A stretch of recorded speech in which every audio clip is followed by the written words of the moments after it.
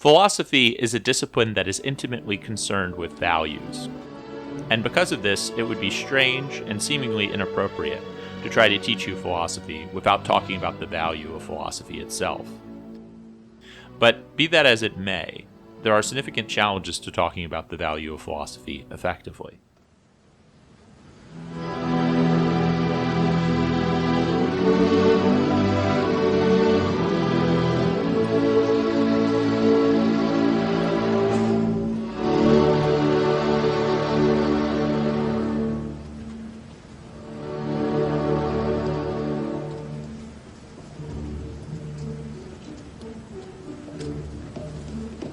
There are multiple reasons for this. One challenge consists in the fact that the value of philosophy is itself a contested philosophical question. For many, if not most of the great philosophers, the question of the value of philosophy is intimately tied to their total view of the world.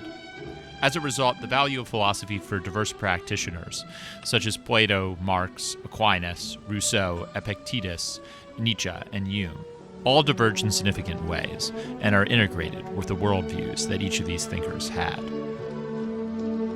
In light of this, it seems to tell you something about the value of philosophy is to make a substantive philosophical commitment about a contested philosophical issue. And it may seem inappropriate for a teacher to make such commitments at the outset, before the students can properly evaluate the teacher's claims for themselves.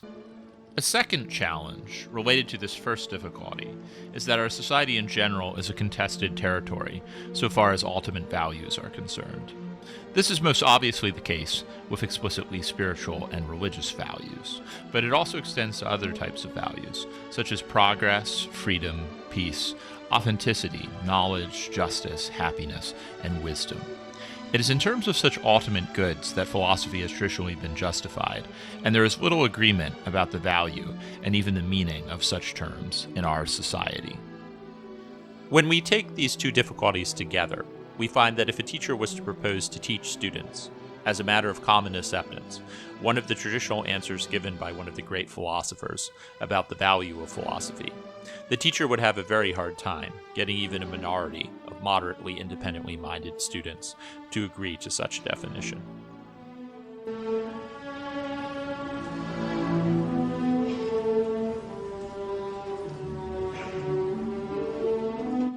For example, if the teacher says that the aim of philosophy is to commune with the rational intelligence present throughout the universe, as Aristotle seems to suggest, they will find that many think talk of such intelligence is mystifying nonsense.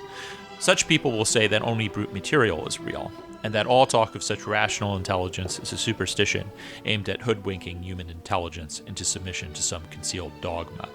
If the teacher takes an extreme opposite point of view, and says, as Wittgenstein sometimes suggests, that the point of philosophy is to entangle linguistic confusions, they are sure to encounter many who will say that surely philosophy says something about reality. And both Catholics and militant atheists will often agree on this. If, then, the teacher takes the Peircean position that philosophy aims to arrive at a scientific objective consensus on fundamental principles about reality, another type of student will likely find such a project futile, observing how impossible it is to get philosophers and people in general to agree on such things. And they may be perhaps tempted to say that everything is subjective when it comes to first principles. But if, on the other hand, the teacher adopts the Nietzschean position that argues that philosophy has very little to do with truth and is a creative practice aimed at shaping human values, those who align with either a Peircean or a Platonic view will object that surely values are discovered and not created, and that suggesting otherwise is a kind of relativistic nihilism. In the face of such difficulties and potential pitfalls, teachers and educational institutions often take a pragmatic tack, and they try to tell you why philosophy will personally benefit you. In this way, they hope to argue for the value of philosophy without appealing to any substantive philosophical commitments. Perhaps they will speak about personal enrichment, or they will say that philosophy will teach you how to think or to argue, or that it will provide an excellent preamble to law school. This way of presenting the value of philosophy is understandable, but dispiriting for those of us who do have reverence for this human practice, because it seems to suggest that philosophy is only a means to ends that are wholly external to its practice, and which might be served equally well by some other means. In this way, philosophy would be like a piece of steak. Such a piece of steak may be tasty, but it is one of many ways to get protein and gastronomic pleasure, and one can replace it with many other things without losing something essential, including, of course, some other piece of steak. How are we to face this dilemma? On one hand, not to talk about the value of philosophy would seem to betray the very spirit of the subject. On the other hand, to talk about it at the outset would seem to commit ourselves to contested philosophical principles, which ought to be defended in a way that is inappropriate to an introductory lecture. We must start out by recognizing that there is no way to fully avoid the dilemma of making substantive philosophical commitments and also saying something substantial about the value of philosophy. So if we are to say something at the outset, it ought to be something that, while contestable, provides us with a useful way of embracing the value of many different kinds of philosophy, so that the learner is not prejudiced against any particular school before they are competent of judging that school on its philosophical merits.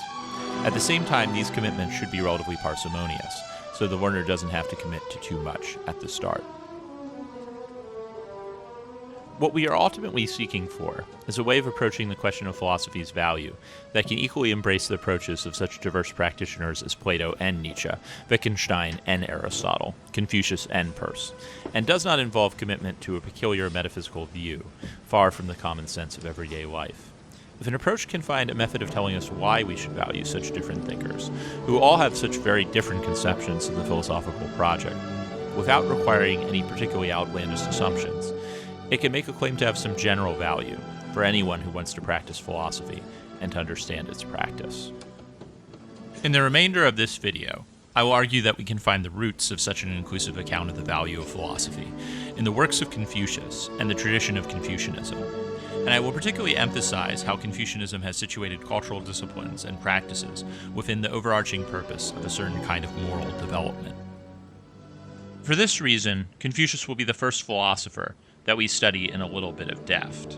However, this study will be carried out always with a view to the particular issue we are interested in, the value of philosophy.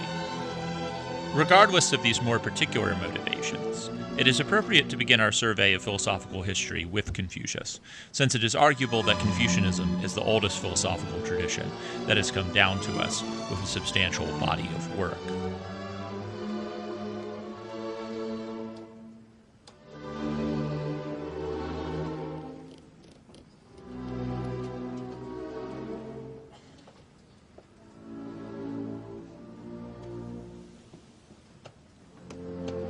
We have already learned in our last video how Confucius's philosophy emerged out of a crisis in the ethical, political, religious order of the Zhou dynasty and its ritual monarchy. This order was legitimized on the basis of an interlocking set of concepts, organized around the idea of the state as a harmonious family, united by rituals of reverence for ancient ancestors, and of the ruler as a benevolent father whose power stemmed from an original divine mandate. The crisis emerged when the regional rulers of the dynasty, all descendants of the family and friends of the founder, and all bound to uphold the rituals and obligations on which it was based, became increasingly power-hungry and disloyal to the royal family, leading to a slow devolution of Chinese society into violence, chaos, and cruel exploitation. At the same time, the regional rulers continued to pay lip service to the ritual order, and this situation, in which those responsible for upholding this order are secretly and not so secretly betraying it, is one of the central paradoxes which Confucian thinking tries to grapple with.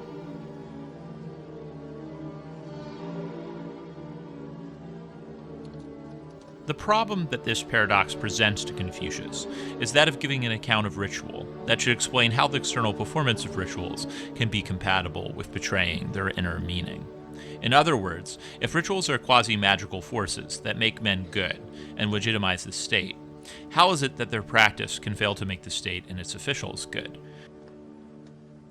To answer this question, Confucius had to develop an account of human moral education and the role that ritual ought to play in it, and more specifically, he had to develop an account of how rituals must properly be performed in order to play that role. It is in his profound and remarkably creative attempt to give such an account that Confucius both laid the foundations for much future Chinese culture, and at the same time provided us insight into the value of philosophy, and indeed into the value of any education in the humanities.